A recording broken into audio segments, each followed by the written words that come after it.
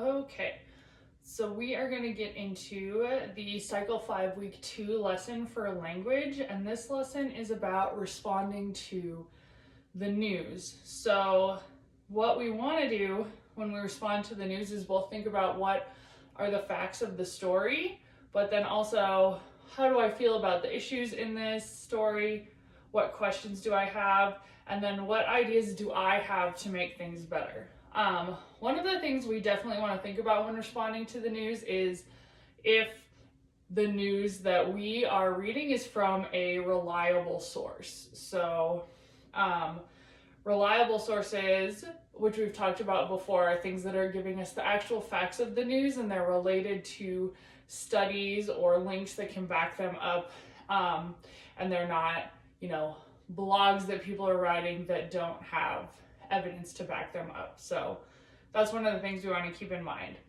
So what we're going to do for this lesson is I'm going to read a news story and then we're going to go through the graphic organizer of how we respond to the news. So this is from All Things Considered from National Public Radio, and it's called Pay to Behave Program Debuts in DC Schools. At Shaw Garnet Patterson Middle School in Washington, D.C., students like the idea of getting paid for good grades or for just showing up. They have a harder time agreeing on how much they should get. A lot. $1,000, one girl says. $200, a boy chimes in, because I got 2 A's. When asked how much she should be paid for coming to school on time, the student says it's worth $50. School systems across America are desperate for good ideas to motivate students, and Washington, D.C. is no different. This year, schools in the nation's capital will pay kids if they work hard, behave, and get good grades. The idea is the brainchild of Harvard economist Roland Fryer. He has persuaded several school districts around the country that disruptive, unmotivated students will change their ways if money is used as a carrot. Fryer's theory to pay kids to do better in school comes from many years of research and his own sense of desperation.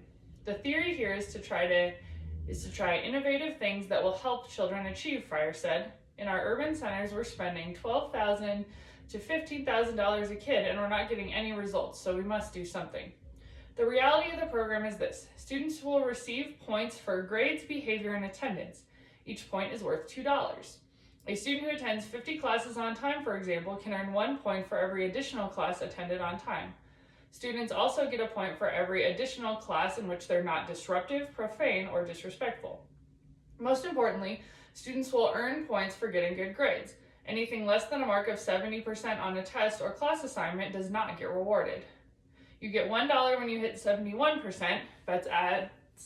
If you give 100%, you get the full amount, $20. I mean, you're going to work. The most a student can earn during the school year is $1,500. The total cost of the 15 DC schools participating in the program is $2.7 million. Half of that money will come from the school district and the rest from a grant to Harvard from the Broad Foundation. Every child has a button, he says. Every child has a switch, and it's our job as educators to find it. Sol Stern of the Manhattan Institute, a think tank of New York City, says Fryer's idea is misguided. It's a bribe to kids and it's racist, Stern says. It's saying to the Black community, look, you parents, we know you can't control your kids, you can't institute the right values in the kids, so we're basically just going to pay you off. Are we really that desperate? Will we really try anything on kids? So that was the article. So the first thing that I am going to do is I'm going to look at the facts of the story. So I'm going to look at what the story is actually saying, the words specifically from the story. So one is that school systems in DC are paying their students.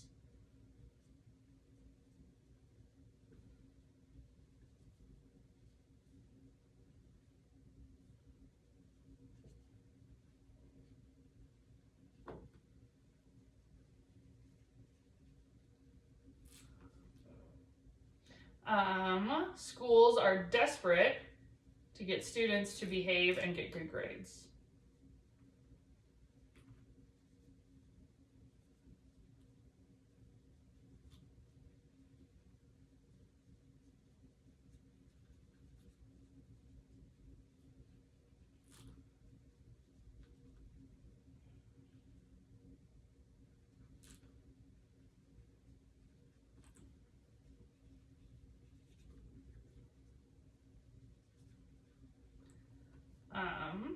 that some people think this program is racist.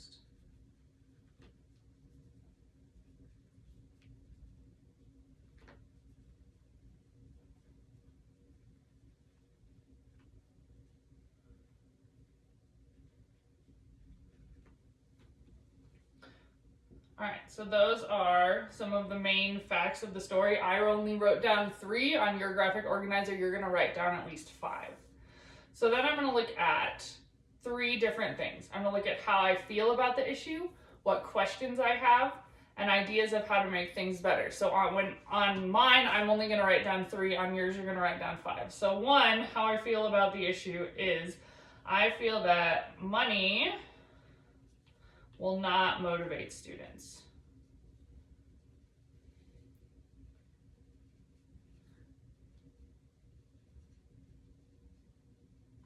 It will make a bigger gap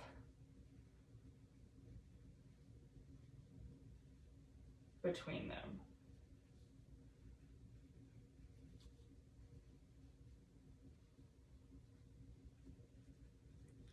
One question that I have about the issue is, what about students with learning difficulties?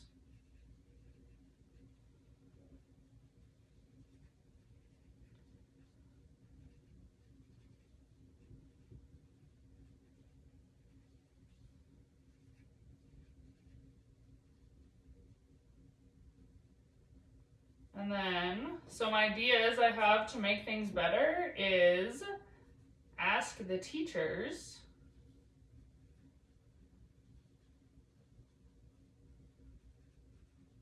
what they think and what resources they want to use.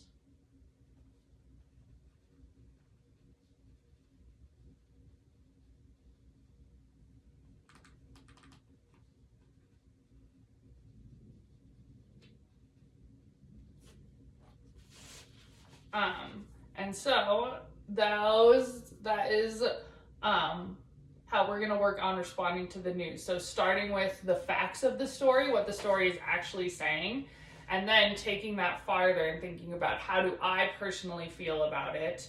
What are some further questions that I have, and what are my ideas to make things better?